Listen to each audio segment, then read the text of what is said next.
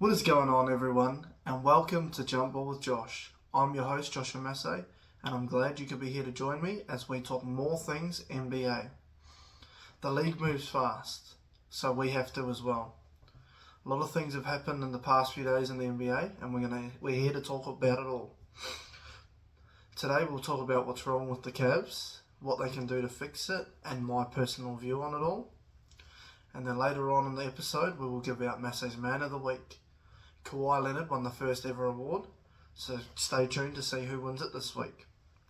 But first, let's just shoot around the league and talk about a few major topics that have happened over the past few days.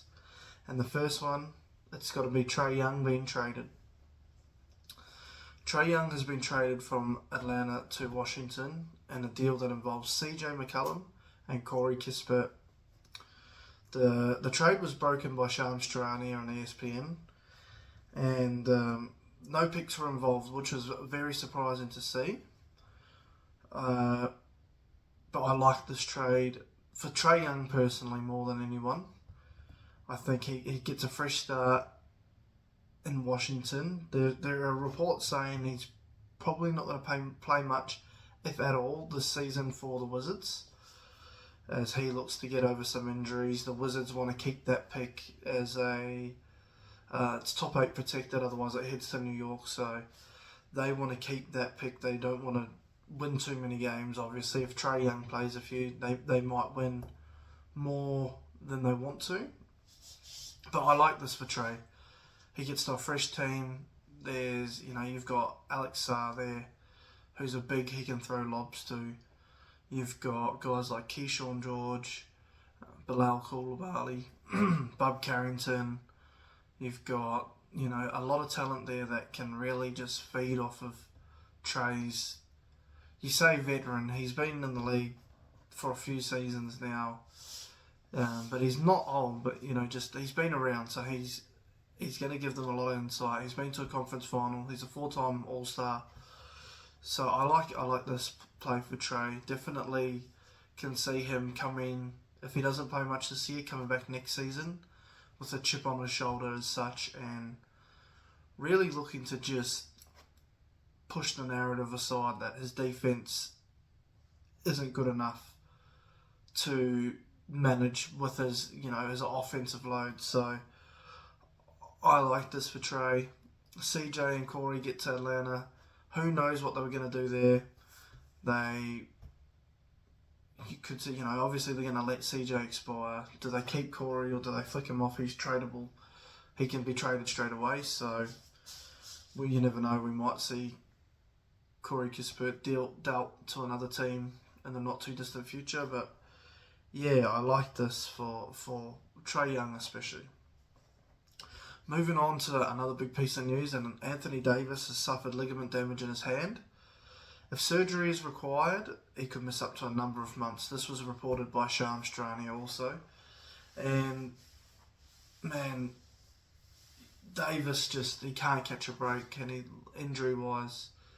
And it feels like the strange ones have happened when he's come to Dallas. He had the detached retina, and he had to wear the goggles, and he's had the groin issues, and now the hand issues. So yeah, Davis, it's disappointing for him. Obviously there was talks he could be dealt from Dallas. This obviously shuts it all down. He could be injured past the trade deadline. So yeah, I do really feel for Anthony Davis, and hopefully he can get back and get rid of all those narratives like day-to-day Davis and stuff like that. Just really praying for you, man. I'm really hoping you get back to your full health. Shams also reported that 2-time All-Star Ja Morant has been put on the trade market by the Memphis Grizzlies. He's contracted till 27-28. He's earning $39 this season, $42 million next season, and $44 million the year after. So we all know the history of Ja. If you've tuned into the league for the last few years, he's a lot of issues around behavioural issues and a lot of suspensions, and then he's had a few injuries, and we saw the value that Trae Young had around the league, and I can't imagine Jars being any higher. Trae, for all his defensive deficiencies, has managed to stay on the court majority of his career. And if he's missed time, it's been through little injuries, whereas Jar has missed a lot of time through, he's had a lot of, stuff with guns and all of that noise. So, I can see the Grizzlies probably selling low on Jar, just like the Hawks did on Trae. Where he ends up, I don't know. There's talks of Milwaukee. Timberwolves need a point guard. So we'll just wait and sit back on this. I'm not going to mock too many trades up right now. We'll just see what happens. Also, news was broke today. Giannis Antetokounmpo came out and said in front of the media that he's happy in Milwaukee. He'll never request a trade publicly from the franchise. And at this point, it's time to just not listen to what Giannis says a lot of the time. At the start of the season, he said he just wants to win, and then he goes on and says, I'm not happy, we're not winning, obviously, deletes all the stuff to do with Milwaukee from his social media and all that. So,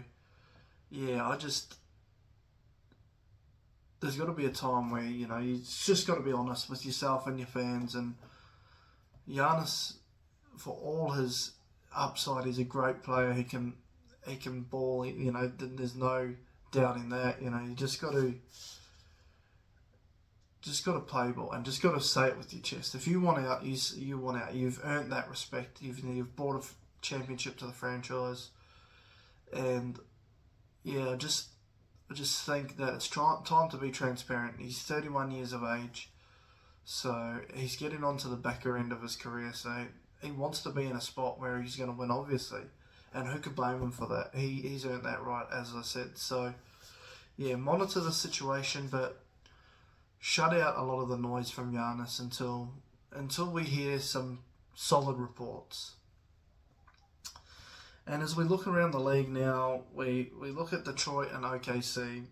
They are both topping the conferences. OKC are 5 games clear. Detroit are 4 games clear of the Spurs and the Knicks or Celtics, I believe. So, there goes one of my jerseys. I'll put that back up on the break. But, I'm liking what both the teams are doing. And, OKC have had a few close calls and they've lost a few this year, but they'll definitely get back to winning ways.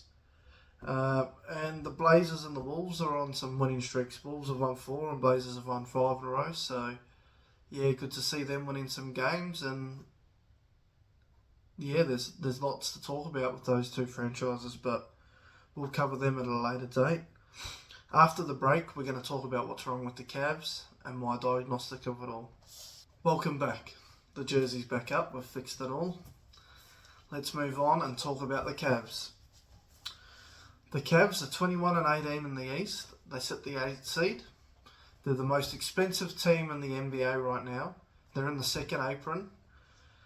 And they've just looked very bad for portions of the season. They've not really looked like the team last year. The team last year at this point, I think they were. I was looking at like 26-5 or something along those lines. They were looking really good, and I think towards the back end of the season they went something like 18-15, and they were just losing games. And they've started off the season looking like that exact same team that was in the second half of last season. They obviously rely heavily on Donovan Mitchell offensively. He is a key part of everything they do there.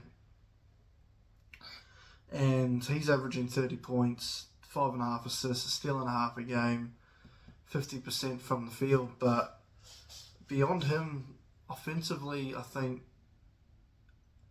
they need that. They need a bit more spacing. Obviously it looks clunky when you've got Jared Allen and Mobley out there. And Mobley can shoot the three well, but not consistently. And then you're looking at a guy like Darius Garland who's getting injured, and then you've obviously had Max Strus missing time for the season. That might open up a bit of the spacing. So, yeah, they're relying a lot on mid-range shots. They just look very, very clunky, as I said, and they're not getting a lot of good looks. And then it gets down to the point where it's a lot of isolation ball. Donovan Mitchell just dribbling the clock out, trying to put a shot up. So I just look at them and think, man, they've got all this power, star power, You could call them a big four. They've got that much talent there, and right now we're just not seeing it. I've been impressed with Sam Merrill and Jalen Tyson, two guys that I really think have stepped up and alleviated some of the pressure off some of those names we've just mentioned. But again, they're not going to come in and carry big loads for you. They're gonna do they're bits of guys. They're gonna do bits of everything and come in and help a very solid performance from your stars. Talked about the injury to Max Strus. He's missed all of the season. Darius Garland has missed 16 games, and Jared Allen has missed 12. And Darius Garland just looks like that toe is still bothering him. It doesn't look like he's comfortable out there, and it's really unfortunate for him. A guy that really depends on his movement and his finesse. He's obviously labouring a little bit with that toe injury, and you just want him back healthy so you can see what this Cavs team can do. Last season I looked at them, and defensively they didn't give you much. They were just there, and they just, obviously the length of their front court mixed in. Nobody was getting anything in the paint, and this season it's now translated. Nobody wants to get into the paint. They're just hitting threes against this team. This team is dead last in guarding the three. They miss rotations regularly. They're leaving men open in the corners, and it's just not going to translate to winning basketball when you're giving people short corner threes. No matter who you're giving them to, they're gonna stick. That's something in the NBA. They can all shoot somewhat. So defensively, the small backcourt's just getting really stretched. They can't guard the perimeter. And I look at this team as, alright, if they get to the playoffs now, like who's guarding your Tyrese Maxey? Who's looking after Jalen Brunson? Who's looking after Cade? Who's stopping those guys? It's not Donovan Mitchell. It's not Darius Garland. They're just not defensively gonna match up over a 7-game series. And I think about it now. You read those out, like if they were to finish in the 6th seed and catch Cade in the first round Jalen in the first round and Cade in the second, like those guards are going to be worn down if they have to defend those guys for 4, 5, 6 games. So I just see them as needing to make a move, maybe not defensively, because if they can get some more offensive power, there goes the jersey again, damn. They're just going to need to get some more spacing and fix it up and move on to some of the defensive issues after the fact. Ty Jerome and Karis LeVert, they've left the team, obviously. The bench looks terrible. They brought in DeAndre Hunter. Hasn't really looked himself. Shooting splits are down. He's just not really been what they wanted of him. Lonzo Ball, same thing. He's pretty much 3 or nothing. He's putting no rim pressure on the rim. Sorry, he's still doing a little bit of playmaking and defending, but he can't move much, and it's that knee injury is. Yeah, it's obviously bothering him. He's still got that in his head mentally. Yeah. And then I just put it down to the loss of Jordan Ott. Jordan Ott was an assistant coach there, scheming up a lot of the offensive looks. And now they just look like they got the poor spacing. They don't know what to do in their half-court offense. They, as I said, they're relying on isolation ball with Donovan Mitchell, and it's not translating into good basketball to watch.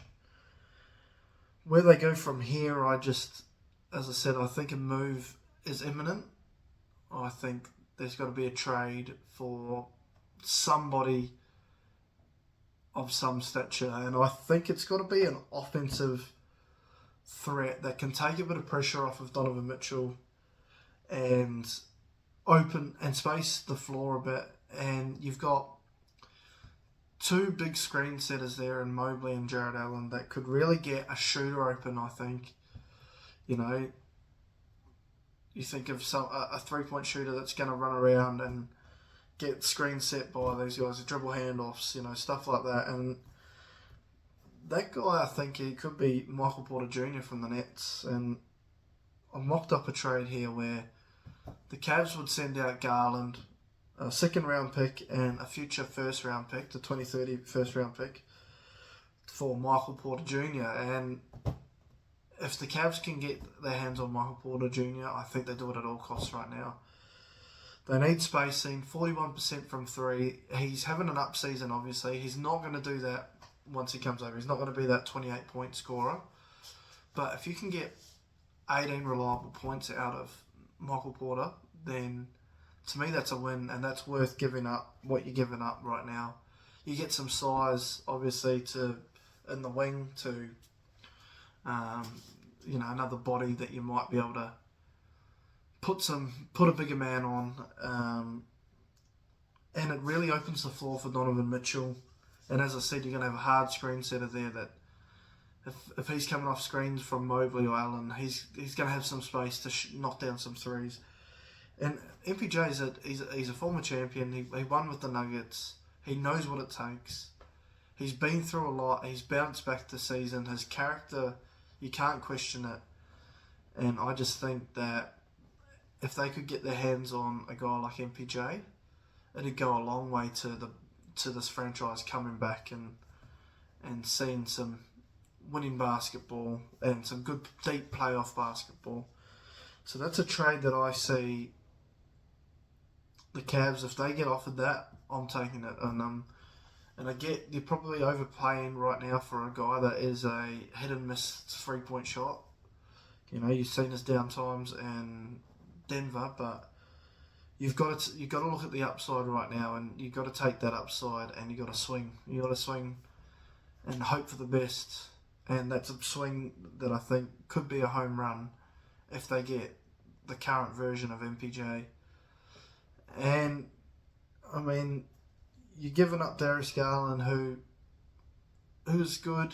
He heads to Brooklyn. He's said he's wanted to run a team. This is his chance, Brooklyn get him, they get some picks.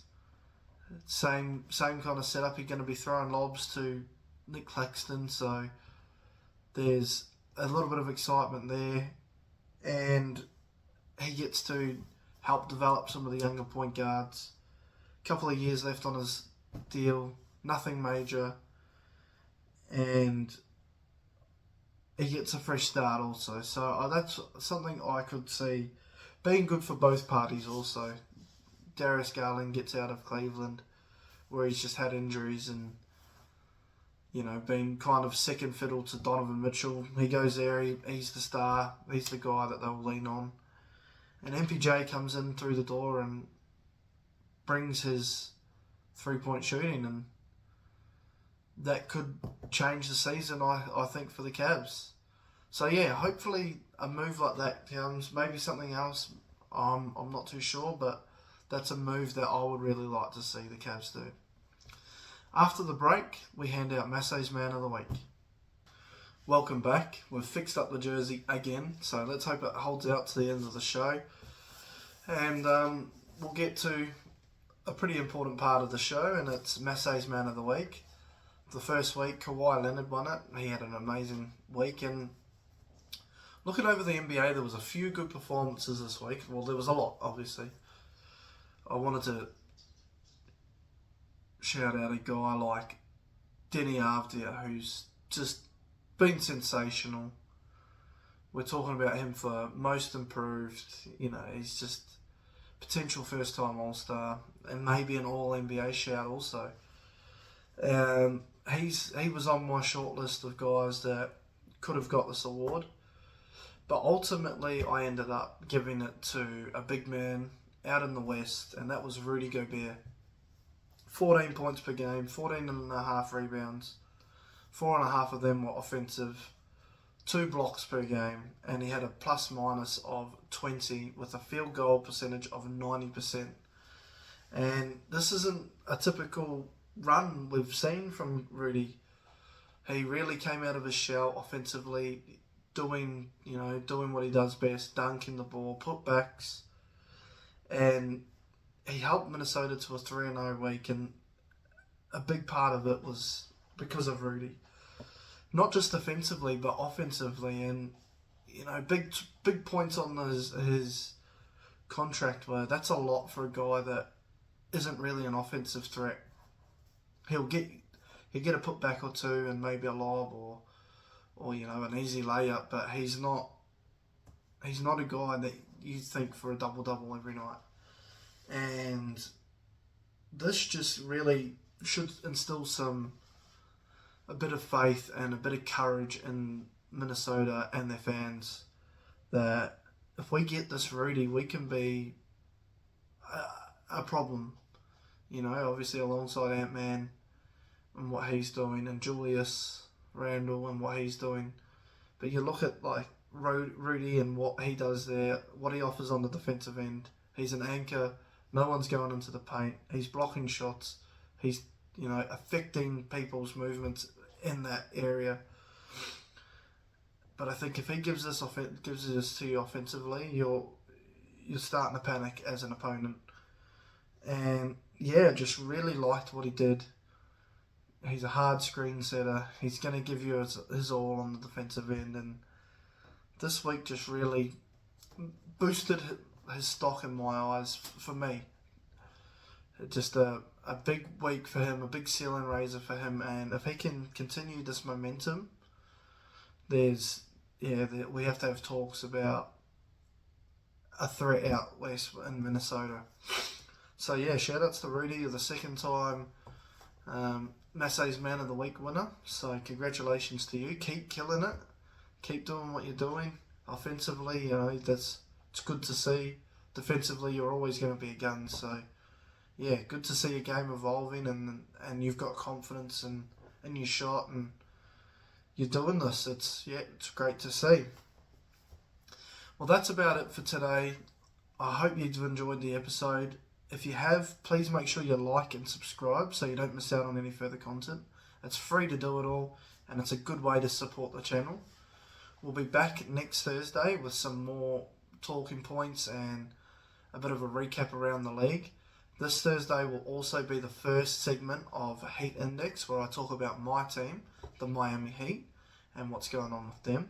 Hopefully the jerseys stay up this week and we don't have any dramas there. But yeah, until next time, thank you for joining me and cheers.